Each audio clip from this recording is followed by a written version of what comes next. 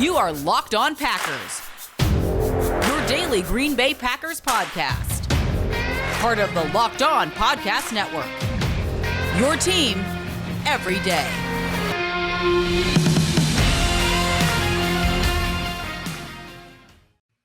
You are Locked On Packers, part of the Locked On Podcast Network, your team every day. I'm Peter Bukowski, and I cover the Packers for The Leap, a newsletter I would love for you to subscribe to. You can follow me on Twitter at Peter_Bukowski. Follow the podcast on Twitter at Locked On Packers. Like us on Facebook. Subscribe to the podcast on iTunes, on Spotify, on Google Podcasts. Wherever you find podcasts, you will find Locked On Packers, the #1 Packers podcast on the internet. And the show for fans who know what happened. They want to know why and how. Today on the show, it is Lily Zhao. Zhao, you doing back in full effect. And we get to talk about not just the Bengals game. We get to talk about the Chicago Bears game, the upcoming opponent there as well. I would like to thank everyone who makes Locked On Packers their first listen of the day. Remember, we are free and available on all platforms. I want to start today. You know, Pat McAfee has his Feel Good Friday. I felt like I had been critical. I had been a little negative coming out of the game, a game they won in dramatic fashion. And then yesterday we talked about, okay, all the things that are wrong with the offense and blah, blah, blah. Okay, so there is a lot that I think we can look at and say, okay, this team is really doing some things really well. And overall production-wise, they've been very good since week one. Week one has been an incredible drag on this team statistically, and I think narratively. If that game had never happened, I think we would feel differently about the Green Bay Packers. And by the way, the team would look very different. Since week one, the Packers are third offensively in EPA per play. They're behind the Bills and the Bucs. That is a very, very, very good offense. That is an elite offense. And that is without your starting left tackle, who is still not back. That is without the all-world offensive lineman who replaced that starting left tackle. And you also, in doing so, vacated his left guard spot. And then in this game on Sunday, you are without your starting center. You also lose your #2 receiver, your deep threat, and you're still incorporating Randall Cobb into what is a new offense with new pieces around him. You're having to use Big Bob Tonyan to chip. You're having to be a little bit more empty and spread to identify rushers, to make people declare coverages, and to try and protect your offensive line. Quick throws, those kinds of things. We've talked about them ad nauseum, right? To be that effective over the last few weeks against some teams. By the way, that Lions win looks so much better now, doesn't it? I mean, Dan Campbell, whatever, but he cares. He cares, and that team plays their butts off for Dan Campbell. They took the Vikings to the brink. They took the Ravens to the brink. It required last-second field goals to beat those teams, including a record-setting field goal from the Ravens, who are 4-1, to beat the Detroit Lions. The Lions came all the way back on San Francisco, back when San Francisco was healthy, or at least healthier than they are now. And so I think that win looks a little bit better. The 49er game, we know the reasons for some of the issues there, the penalties, and some of just the great plays that San Francisco made, plays that they have not made in some of these other games. And so, and the Pittsburgh game, the Pittsburgh Steelers just went out and got a big win against the Broncos without Juju Smith-Schuster, who's out for the season. And so you're like, I don't know, why are we so negative on this team? Why are we so down on this team? No, they are not clicking the way that we are used to seeing them click offensively. Third in EPA per play for a month straight. And the running game has still not gotten going.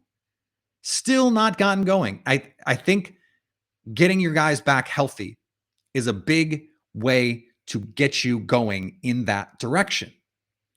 The other part of this that is so crucial, defensively, over the last 4 games, they are 12th in EPA per play, 8th against the pass. That is without Zadarius Smith. And that is in one of those 4 games without Jair Alexander, and for a quarter without Kevin King too. Now, as of this recording, the Packers have brought in former Washington DB Quentin Dunbar, who was in Washington with Joe Barry. Dunbar was very good in 2019. He had some injury issues last year, did not look as explosive, looked like physically there was some deterioration. How much of that is due to injury, I don't know. Longtime listeners of the show will know 6 months ago, I was advocating for the Packers to bring in a veteran like Quentin Dunbar. As recently as like a month ago, I was doing that. So I would like that move for Green Bay. It probably tells us something about Kevin King's status and what that shoulder injury is for him. Matt LaFleur said that for a lot of that game, he was basically playing with one arm, and he gutted it out and played one of the best games, full games of his career. I would think the best tackling game of his career. And so to lose that, you still have Eric Stokes. Your safeties are still out there, Chandon Sullivan. This defense with Devondre Campbell, with Chris Barnes, now you bring in Jalen Smith. They have two of the top four graded by PFF, coverage graded linebackers this season, Campbell and Smith. Devondre Campbell is a top 5 linebacker this year by PFF grade. Top 5. And look, I understand PFF grade, not everyone's favorite metric to use. Not really a metric. It's a grading system. It's subjective, right? But it matches the eye test. He's been awesome fitting the run. He has been terrific in coverage, change of direction, getting sideline to sideline. And Matt LaFleur was asked about this yesterday. And he said, it's so funny. He said, I don't want to say he has more freedom than he used to have, but he's got a little bit more freedom. I don't want to say, but I'm going to say. And it's hard. He was the will linebacker in Atlanta. Matt LaFleur was in Atlanta with him. And he is playing the mic for Green Bay. And so that means getting to roam a little bit more, getting to be a playmaker a little bit more. But it also means you got to fit up the run in a different way up the middle. Kenny Clark is playing terrific football. Dean Lowry made some plays on Sunday. TJ Slayton is getting in the mix. They get Tyler Lancaster off the COVID-19 list.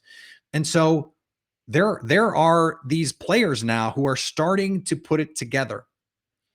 And you're seeing that even without the star corner, they were able to handle this Bengals team that has playmakers. Joe Mixon is a playmaker.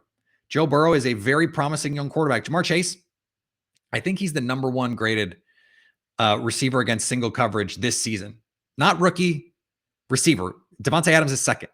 Devontae Adams, by the way, first in yards per route run this season among guys who's got at least 20 targets. I mean, he has been unbelievable. And he's number 1 in targets by far, and in the mid-20s in terms of routes run. So the volume and the target share that he is working with is incredible, and yet they're finding ways to get him the ball. I don't want to hear any of the complaints. Get your best players the ball. I would love to see them find more ways to get Aaron Jones the ball. They are just, they're biding their time, it seems. And now you have an opportunity to go beat a division rival and a team that they have done nothing offensively. I mean, Kevin Fishbane, friend of the program, he tweeted out the other day, I mean, they are last in a slew of offensive categories. They've not been able to move the ball effectively. They've not been able to score effectively. They have been able to run it pretty effectively, and that is the biggest problem right now for the Packers defense. And I think they're, in a way, willing to just live with that. They're going to play 2 safeties, and they're not going to let you beat them over the top. Now, in this game, maybe you change that up a little bit. That's something that I want to talk to Lauren Cox about when we talk to him tomorrow for our crossover Thursday. But this defense, it has only been 4 games of good play. And so I don't want to put the cart before the horse here. But if this were any other circumstance, if week 1 again had not happened, we would be raving about what Joe Barry has done. And Matt LaFleur called this the most complete defensive performance that the Packers have had this season. They look more disciplined. They have deployed their blitzes in a more judicious way, in a more effective way. I wanted Mike Pettin to be more aggressive than he has been. I'm begging him, please, you're one of the best designer blitz designers, schemers in football. Where are those? Where are those? I don't see them, and I'd like to see them some more. I didn't understand it. I still don't understand it.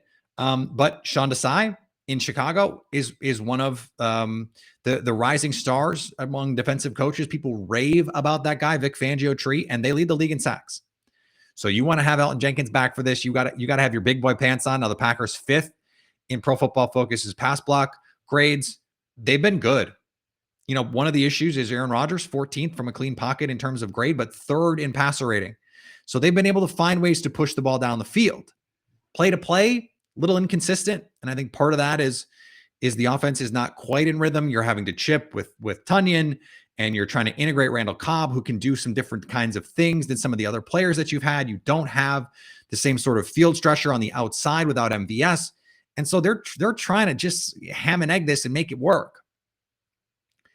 But when you get a clean pocket consistently with Aaron Rodgers, over time, he's going to make you pay. I mean, he's still, like I said, 3rd in passer rating from a clean pocket.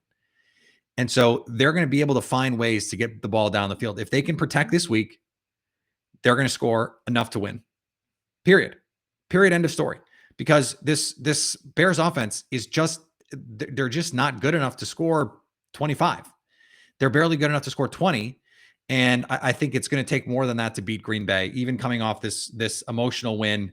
And as banged up as they are, I think that's where we are with Green Bay. Before we get to our friend Lily Zhao, let's talk about an incredible app that everyone who buys gas needs to know about, especially with gas prices the way that they are right now. Get Upside. My listeners are making up to 25% or 25 cents for every gallon of gas every time they fill up. Just download the free Get Upside app in the App Store or Google Play right now. Use promo code TOUCHDOWN to get a 25-cent per gallon bonus on your first fill up. That's up to 50 cents a gallon cash back. Don't pay full price at the pump. Don't do it. Get cash back using Get Upside, and just download the free app and use the promo code TOUCHDOWN. You'll get an extra 25 cents per gallon on your first tank. That's up to 50 cents. 25 plus 25, 50. That's good math. Some people drive a lot. They're making $200 or $300 a month in cash back. And there's no catch. Get your money anytime. Bank account, PayPal, e-gift card, whatever you want. Go put it in crypto if you want. Just download the free Get Upside app and use promo code TOUCHDOWN. All right, it is time now to bring in our Wednesday staple, coming in with 4 straight victories from Fox 6 in Milwaukee. I don't know why I'm introducing you like this is Wilder Fury. Lily Zhao. Lily, how you doing? Peter, it's great to be back every week. I would say maybe in this scenario, I'd be Fury, right? I don't know. It's great to be back, feeling good about this week. So how you doing? I'm very good. Glad to be joined by the Gypsy Queen. So this is going to be fun. So, weirdness, a lot of weirdness on Sunday. And this was something that we asked in our Leap newsletter. But when did you get the feeling like this Mason Crosby thing has gone fully sideways? Because I think there's a couple different times when you were just like, oh my God, like what is going on here? Yeah, I think it was honestly the second field goal. Because I feel like, when you're Mason Crosby, you're that good. You miss one, you're like, no sweat it, whatever. When he missed the second one, I was like, uh-oh. And then the third one, and I was like, oh boy, it's like in his head, I don't know if the operation just wasn't working, but it's been working all season long. I'm sure he got laces out. I don't know. But I think that second one, I was like, oops. And then the third, I was like, ooh. And then, well, luckily the fourth one, we were like, woohoo, right? But luckily it's Mason Crosby. He got it done. Because I was like, the game probably deserved to end in a tie, but I'm sure the players themselves were happy it did not. Indeed. And Bill Barnwell reminded me of this. I had sort of forgotten about this, and I think mostly I had blocked it from my memory. This happened to Mason in 2018 when he fully lost his mind and missed every kick against the Lions and actually made the one at the end that allowed the Packers to then kick the onside to try and recover it to score, what would have tied the game. But he was nails basically from that point to now. And so I don't know, like, how concerned would you be if this week he needed to kick a 48-yarder to win the game? I feel like just listening to him post game, he's like, I'm focused on that last kick. Obviously the last kick, 49-yard field goal for the win. So I'm hoping that's the mentality, right? It's, I made the last one, whatever. Yeah, I missed 3, but I made the one that counted. And that's hopefully the approach he's going to take. I still, obviously feel like he's very reliable. We can't just throw him under the bus for one bad game. Obviously after that Lions game, he's recouped very well for 2 years. So it's, he kicked 27 straight field goals. Yeah, he missed 3, but he made the one that counted. So I think there's still confidence in him getting the job done if need be on Sunday. Yeah, sometimes we are outcome driven, and it's okay to be, especially when you're trying to move forward. It's like, okay, yeah, there were 3 misses and 4 total misses. He missed the PAT, but Mason, like that's the reason I asked you the question is Mason will just brain fart a PAT every now and then, and it's just sort of like, what is going on?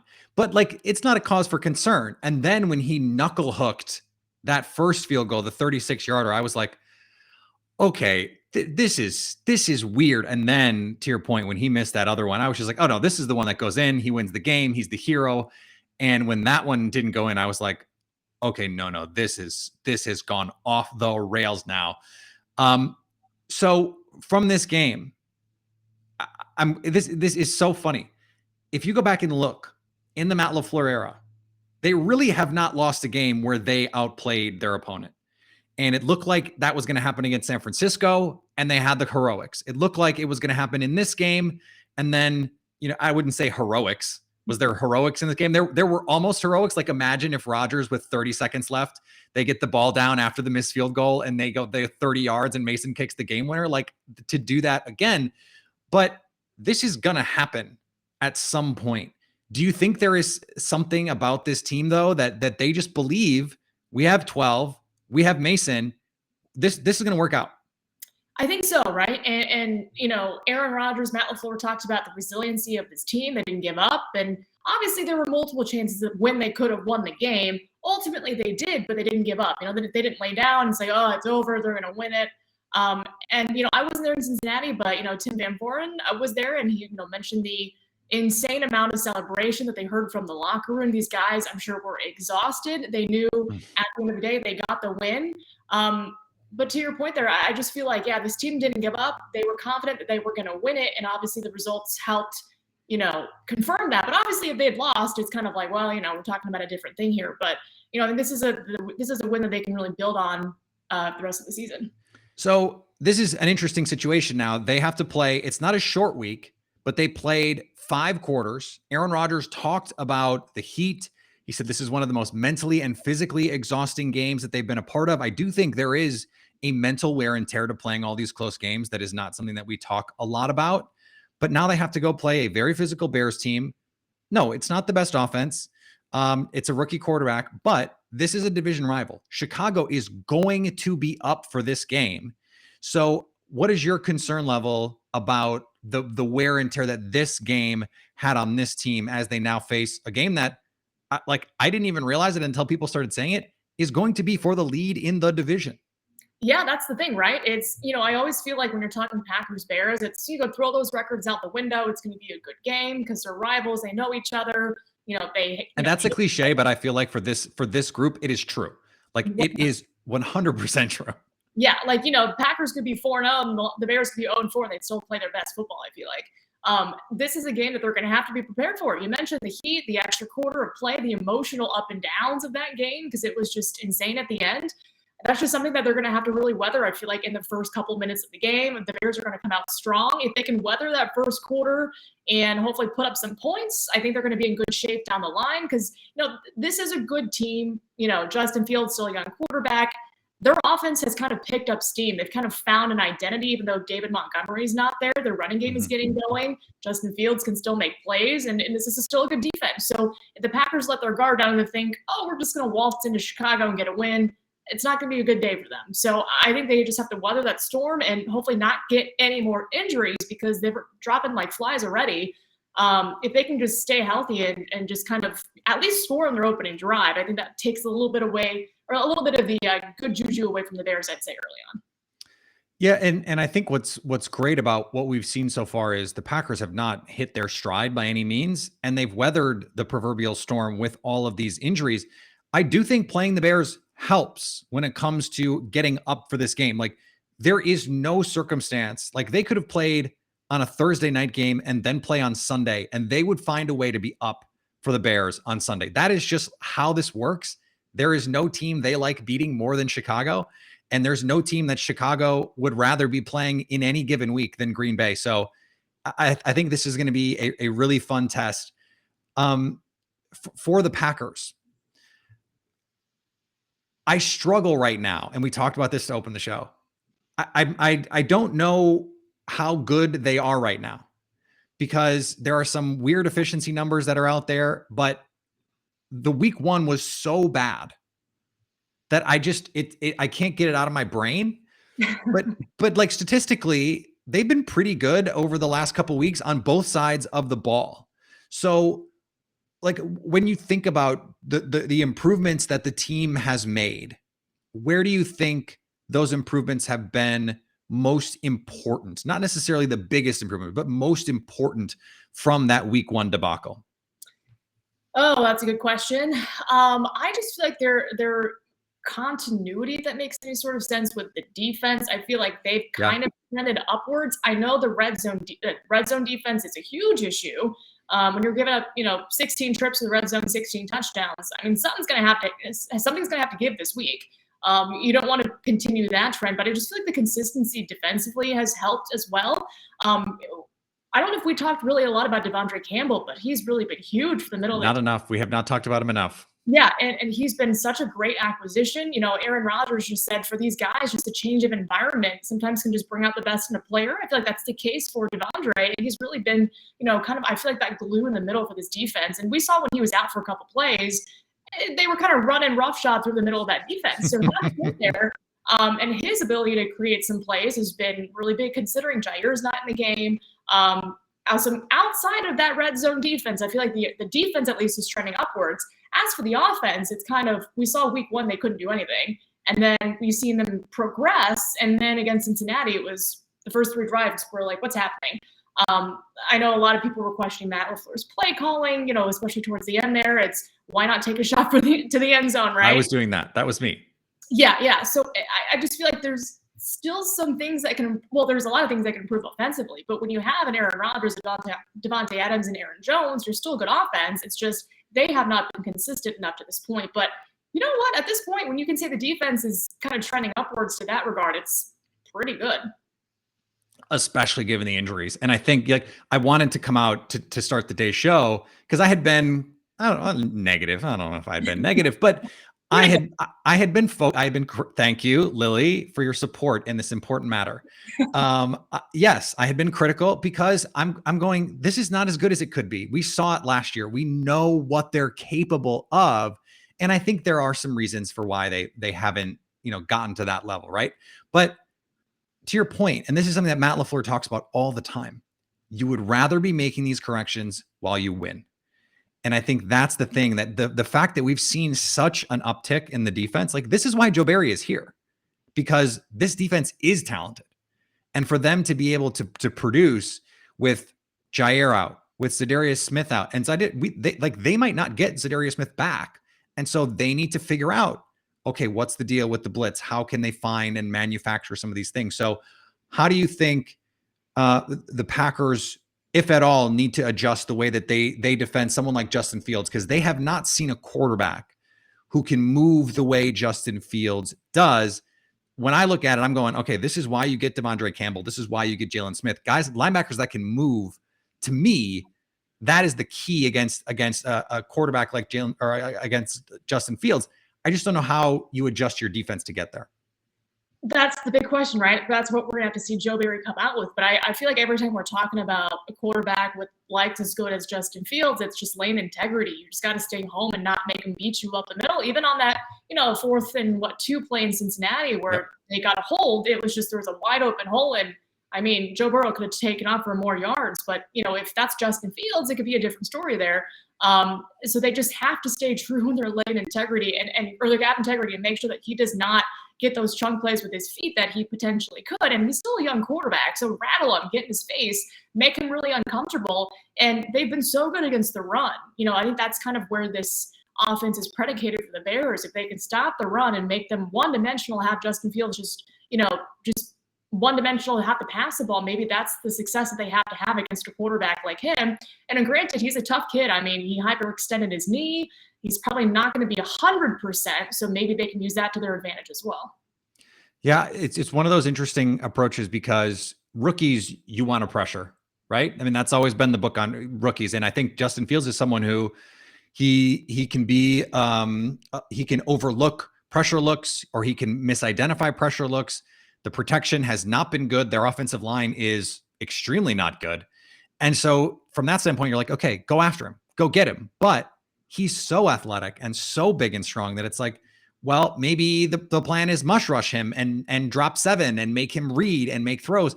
They're just, I'm fascinated to see that cat and mouse game with Joe Barry here. So we need a vibes check. That's what you're here for always.